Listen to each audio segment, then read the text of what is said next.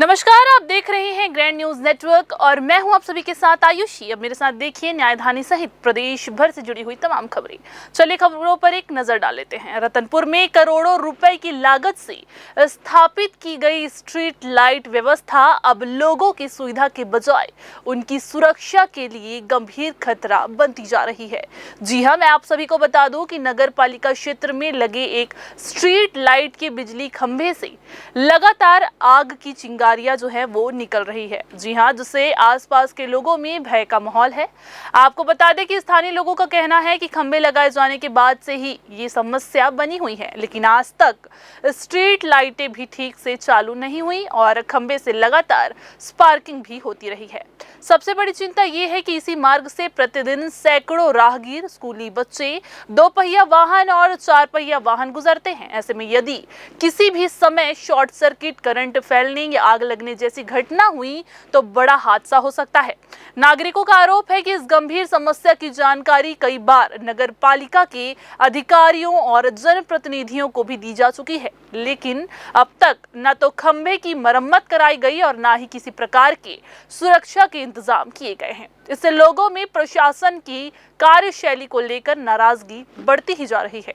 करोड़ों रुपए खर्च कर बनाई गई इस महत्वाकांक्षी स्ट्रीट लाइट योजना के रखरखाव पर अब सवाल उठने लगे हैं। इधर बिलासपुर शहर में बिजली विभाग की लापरवाही आम लोगों की सुरक्षा पर भारी पड़ती हुई दिखाई दे रही है।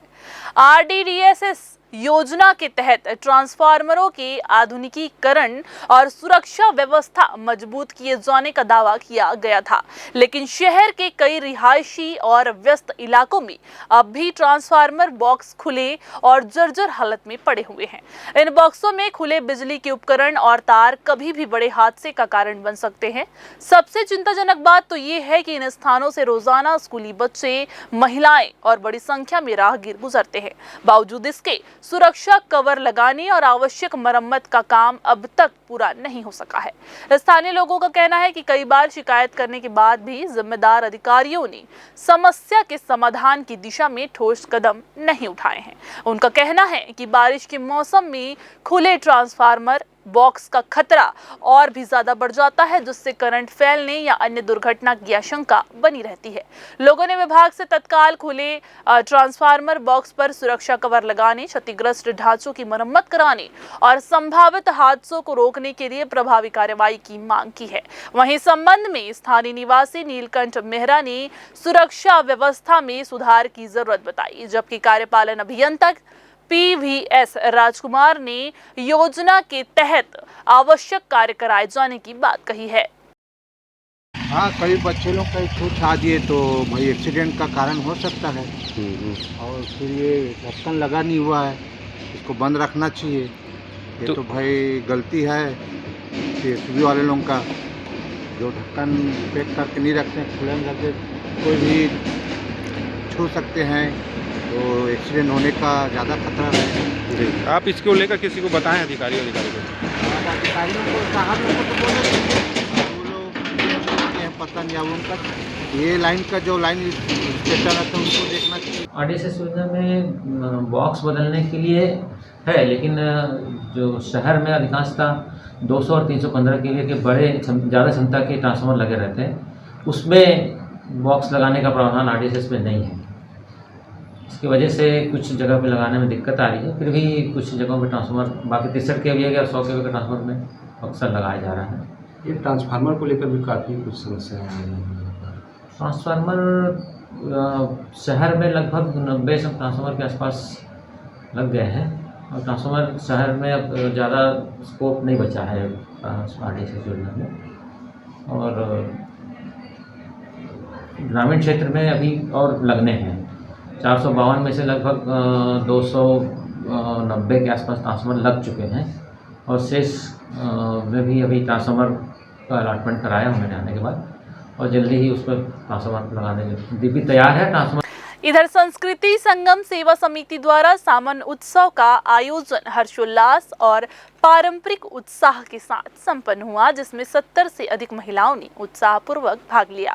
समिति की अध्यक्ष सुनैना नायर एवं सचिव श्वेता पटेल के नेतृत्व में आयोजित इस कार्यक्रम का उद्देश्य महिलाओं के आत्मविश्वास को बढ़ावा देना, उन्हें दैनिक जीवन की व्यस्तताओं और तनाव से कुछ पल की राहत देना और भारतीय संस्कृति और परंपराओं से जोड़ना रहा। कार्यक्रम का शुभारंभ मुख्य निर्णायक Pinki Hidau international certified nail and makeup artist द्वारा दीप प्रज्वलित कर किया गया। आपको बता दें कि अध्यक्ष सुनैना नायर और सचिव श्वेता पटेल ने संयुक्त रूप से मंच संचालन किया। वहीं सुनैना नायर द्वारा प्रस्तुत भजन ने पूरे माहौल को भक्तिमय बना दिया। कार्यक्रम में आयोजित रैंप वॉक महिलाओं के आत्मविश्वास और व्यक्तित्व का आकर्षक प्रदर्शन बना, जबकि सावन से जुड़े पारंपरिक खेलों में प्रतिभागियों ने पूरे उत्साह के साथ हिस्सा लिया। सावन सुंदरी प्रतियोगिता में रमा सोनी ने प्रथम, अतौशी पैरा ने द्वितीय और किरण तिवारी ने तृतीय स्थान प्राप्त किया।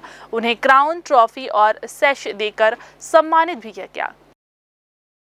घर गृहस्थी के कामों में इतना सब कोई उलझी रहती हैं, तो हमारा ये जो संस्कृति संगम हमारी समिति का एक छोटा सा प्रयास है इस कार्यक्रम के द्वारा उनको एक मनोरंजन के द्वारा एक तरोताज़ा करने का। तो आज हम लोग यहाँ 70 से भी अधिक महिलाएं आई हैं। बिलासपुर से भी हैं, कुछ बिलासपुर के बाहर से भी हैं, कुछ वर्किंग भी हैं, कुछ हाउसवाइफ भी हैं। सभी को यहाँ इकट्ठा होकर के हम सावन भी मना रहे हैं, साथ ही साथ आज क्योंकि फ्रेंडशिप डे भी है तो साथ ही साथ हमने फ्रेंडशिप डे भी मनाया है। आज प्रतियोगिता भी रखा गया है। हाँ, प्रतियोगिता रखी है। सावन के उपलक्ष्य में वेशभूषा पर हमने एक रैंप वॉक किया है। उसके बेसिस पर हम 3 सावन सुंदरियों का आज चुनाव किया है हमने, जिनको ट्रॉफी, सैश और क्राउन के साथ हम सम्मानित करेंगे। हमारे यहाँ आती है महिलाएं और बिलासपुर के बहुत से अलग अलग क्षेत्रों से, अलग अलग वर्ग से आती हैं, जिसमें एडवोकेट भी है, हाउसवाइफ भी हैं और निजी क्षेत्रों में काम करने वाली भी महिलाएं हैं। हर क्षेत्र से, हर वर्ग से, हर जिले से, सभी जगह से हमारे यहाँ महिलाएं आती हैं।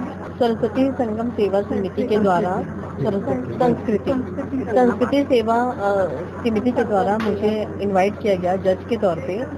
यहाँ पे आके मैं देख रही हूँ कि सावन के उत्सव का जो यहाँ पर सेलिब्रेशन हो रहा है, मेरे लिए तो शब्द नहीं है। मैं श्वेता जी और सुनैना जी का धन्यवाद कहूँगी कि वो इतनी अच्छी तरीके से इस अपनी संस्कृति को जो प्रेजेंट करवा रहे हैं और इतनी अच्छी मेहनत से सारी महिलाओं को एकत्रित करके उसको प्रॉपर वो सेलिब्रेशन करवा रहे हैं। बहुत अच्छा लग रहा है। मैं हमेशा देखती रहती हूँ, मतलब मैं मुश्किल से 2-3 साल से मैं कंटिन्यू अभी सुनैना जी और श्वेता जी को मैं देख रही हूँ कि वो बहुत सारे ऐसे प्रयास करते रहते हैं, कुछ ऐसे इवेंट्स करते रहते हैं ताकि सारी महिलाएं हैं एकजुट होके अपनी संस्कृति को प्रेजेंट कर सके। बहुत सारी ऐसी सेवा वो दे रहे हैं, तो मैं बहुत ज़्यादा प्रभावित हूँ इनके ये सब कामों को देख के। तो मेरा तो सौभाग्य है जो मैं यहाँ आई हूँ और आके मुझे इतनी अच्छी चीज़ों को देखने का मौका मिल रहा है। तो ये थी आज की बुलेटिन की तमाम खबरें। अगली बुलेटिन में फिर होगी आपसे मुलाकात। तब तक के लिए मुझे यानी आयुषी को दीजिए इजाजत। नमस्कार।